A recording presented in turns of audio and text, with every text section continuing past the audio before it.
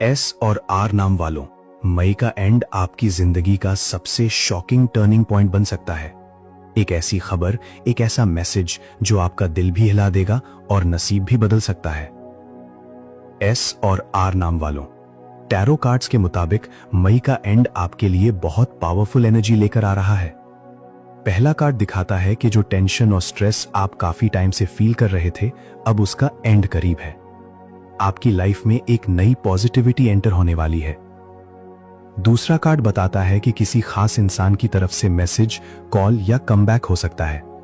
जो इंसान दूर हो गया था, वो फिर से आपकी लाइफ में एंट्री लेने की कोशिश करेगा। और तीसरा कार्ड सबसे स्ट्रांग है। ये कार्ड सक्सेस और अनएक्सपेक्टेड गुड न्यूज का साइन है। मनी, लव या करियर, किसी एक चीज में अचानक इंप्रूवमेंट नजर आ सकती है। लेकिन एक वार्निंग भी है, हर किसी पर ट्रस्ट मत करना, क्योंकि किसी की जेलसी